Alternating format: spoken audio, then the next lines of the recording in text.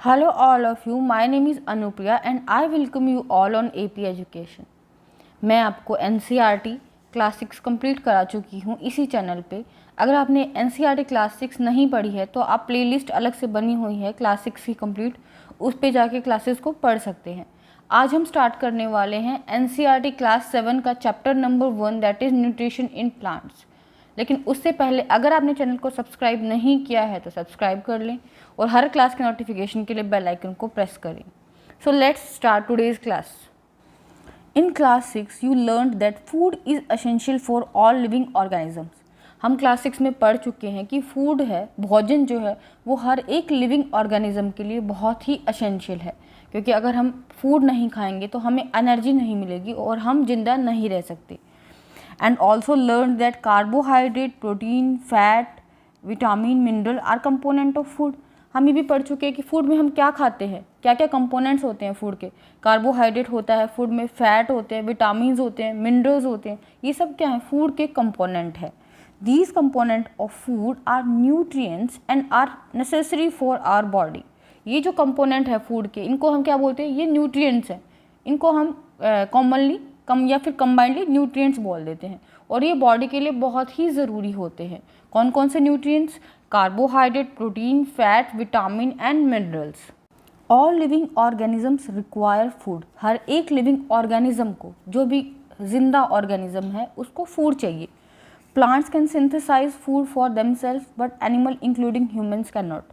हमें पता है कि प्लांट्स अपना भोजन खुद बना सकते हैं, लेकिन हम एनिमल्स इंक्लूडिंग ह्यूमन्स और एनिमल्स दोनों ही अपना भोजन खुद नहीं बना सकते। They get it from plants और एनिमल्स दैट ईट प्लांट। तो हम अपना फूड कहाँ से लेते हैं?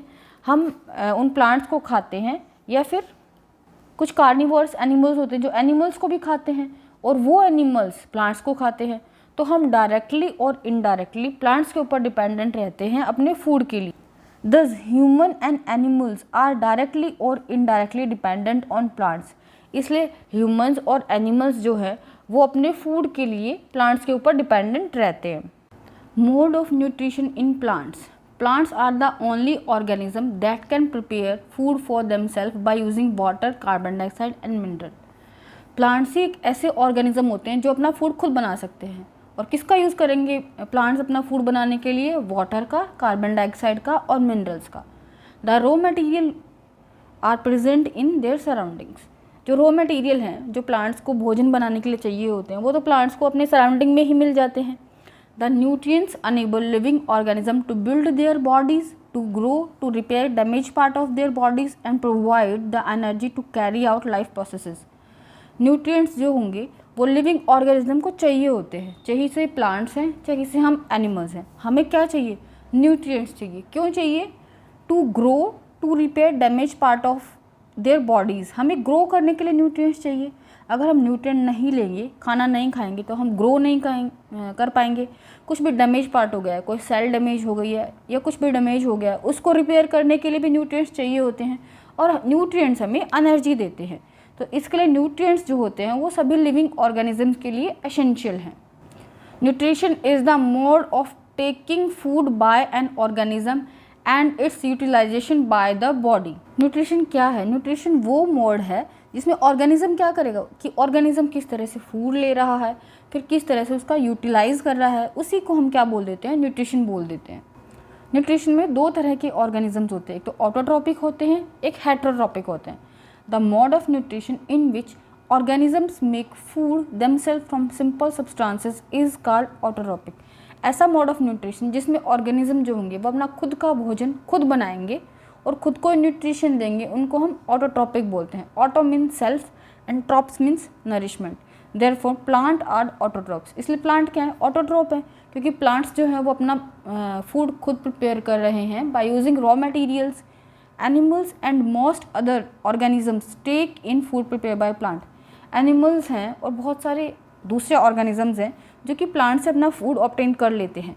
They are called heterotrophs। hetero means other, जो कि अपने food के लिए, अपने भोजन के लिए दूसरों के ऊपर डिपेंडेंट होते हैं, उसको हम हेटेरोट्रॉप्स बोलते हैं। जैसे हम एनिमल्स हेटेरोट्रॉप्स हैं क्योंकि हम प्लांट्स के ऊपर डिपेंडेंट होते हैं अपने फूड के लिए, अपने नरिशमेंट के लिए हम प्लांट्स के ऊपर डिपेंडेंट है। वाइल प्लांट्स आर ऑटोट्रॉप्स, क्योंकि प्लांट्स जो होते हैं वो अपना फूड खुद ही बना लेते हैं। Photosynthesis, food making process in plants is called photosynthesis. Plants के अंदर जो फूड बनाने की प्रोसेस होती है उसी को हम फोटोसिंथेसिस बोलते हैं। Leaves are the food factories of plant.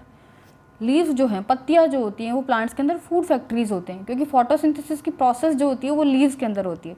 Therefore all the raw material must reach the leave. इसके लिए सारे के सारे रॉ मटेरियल्स हैं, जो भी रॉ मटेरियल चाहिए प्लांट्स को अपना फूड प्रिपेयर करने के लिए, वो लीव्स के अंदर पहुंचने चाहिए।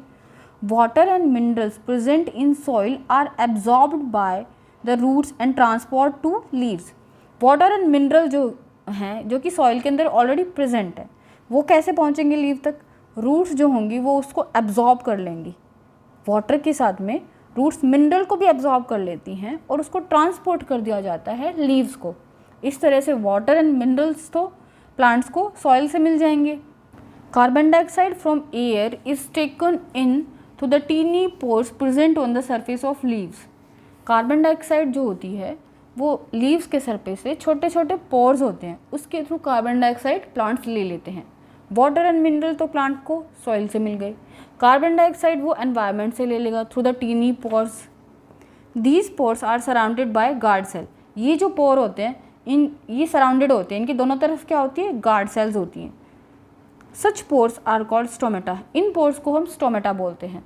इस तरह से प्लांट्स जो होंगे वो वाटर एंड मिनरल्स को रूट के थ्रू एब्जॉर्ब करेंगे और लीव्स के अंदर उसको ट्रांसपोर्ट कर दिया जाता है।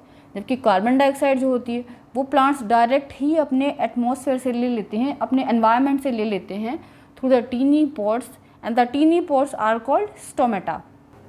Water and mineral are transported to leaves by the vessels which run like pipes throughout the stem, roots, branches and leave.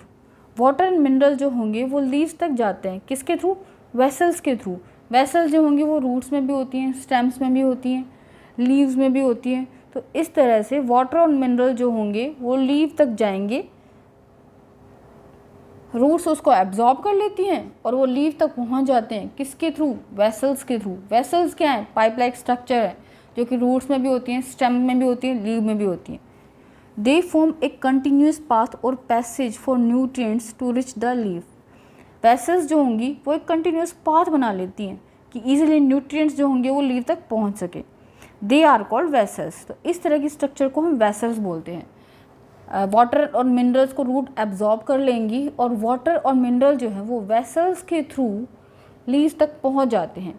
Vessels क्या हैं? वेसल्स हैं पाइप लाइक स्ट्रक्चर होती हैं वेसल्स, जो कि रूट्स के अंदर होती हैं, स्टेम के अंदर होती हैं, लीव्स के अंदर होती हैं। इन सब में क्या होती है? Pipe like structure vessels present होती है और वेसल्स जो है वो वाटर और मिनरल को ट्रांसपोर्ट करने के काम आती हैं। वाटर और मिनरल वेसल्स के थ्रू लीव्स तक पहुंच जाते हैं।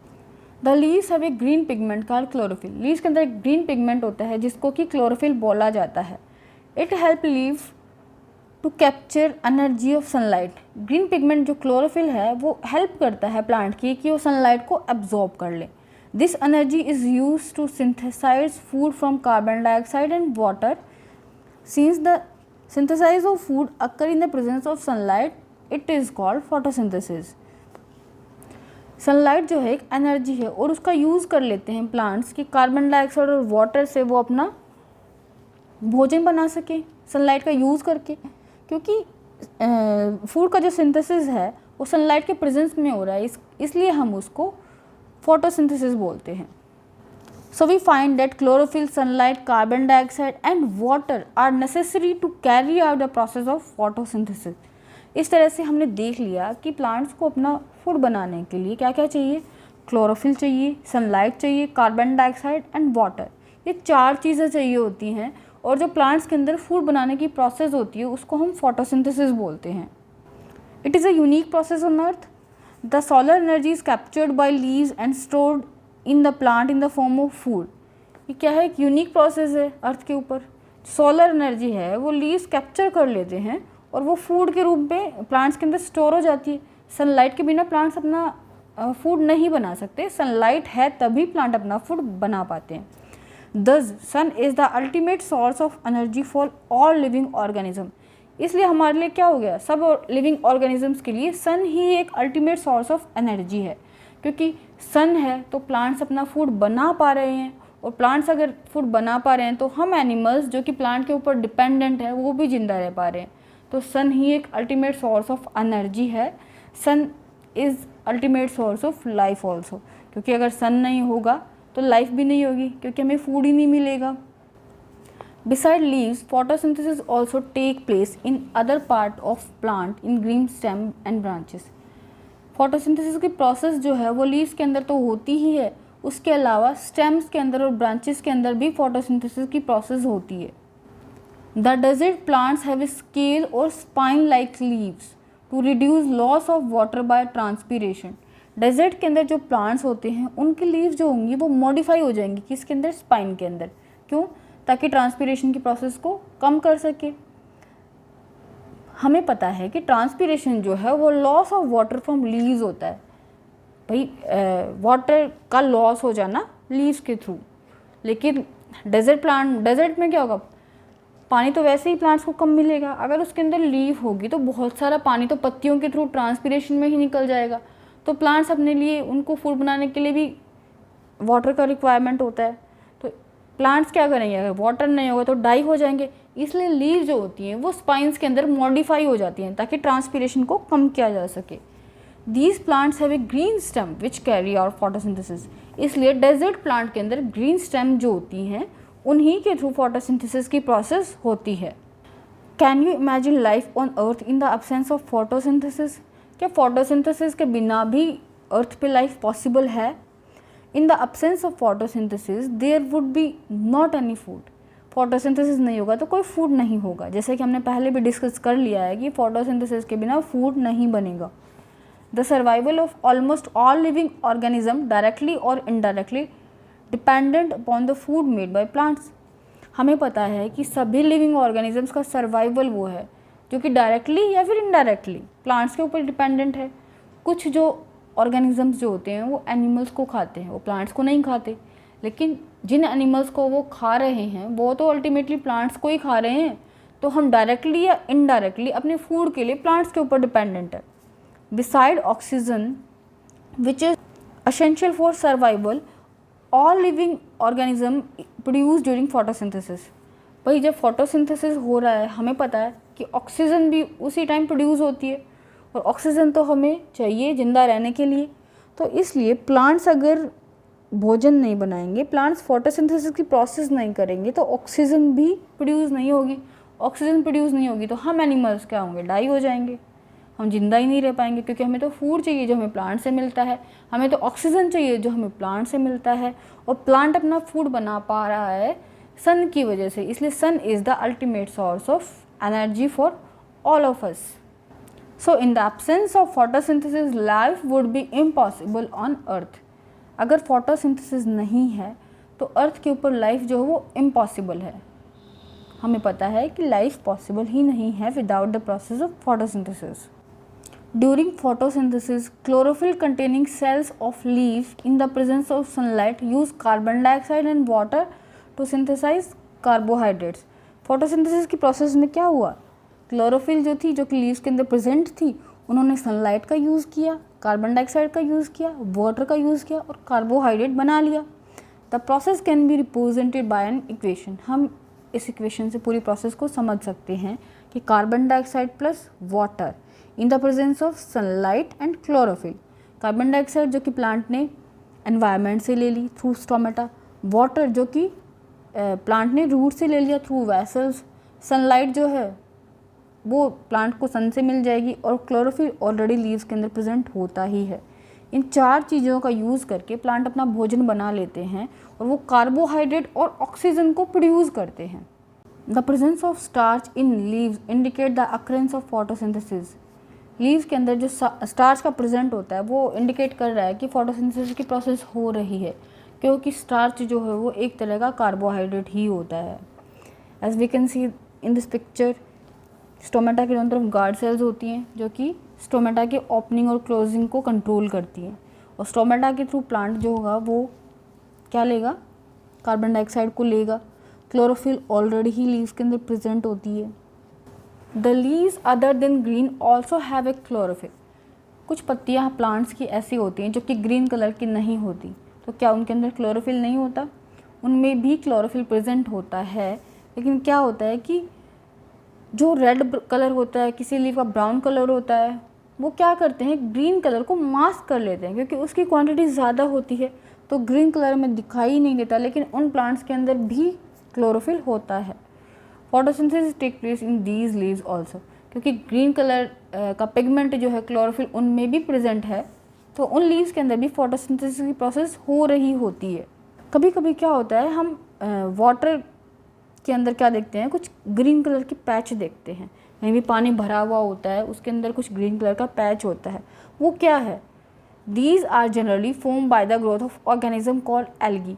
वो जो ग्रीन पैच होता है जो कि पानी के ऊपर बन जाता है, वो क्या है? एल्गी है। एल्गी की वजह से वो पूरा पानी जो है वो ग्रीन हो गया है। Can you guess why algae are green in colour? क्या आपको पता है कि एल्गी क्यों है ग्रीन कलर की? They contain chlorophyll which give them green colour, क्योंकि उसके अंदर क्या है? क्लोरोफिल प्रेजेंट है जो कि उसको ग्रीन कलर दे रहा है। Algae can also prepare their food by the process of photosynthesis. Algae भी अपना भोजन खुद बना सकती है, फोटोसिंथेसिस के प्रोसेस से एल्गी भी अपना फूड खुद प्रिपेयर कर सकती है। This was all about today's class. I hope अब तक का चैप्टर आपको समझ आ गया होगा। नेक्स्ट जो बचा हुआ पोर्शन है वो हम नेक्स्ट क्लास में कवर करेंगे। अगर आप चैनल पर नए हैं तो प्लीज़ चैनल को सब्सक्राइब कर लें और हर क्लास के नोटिफिकेशन के लिए बेल आइकन को प्रेस करें और अपने दोस्तों के साथ शेयर भी करें। Thanks for watching.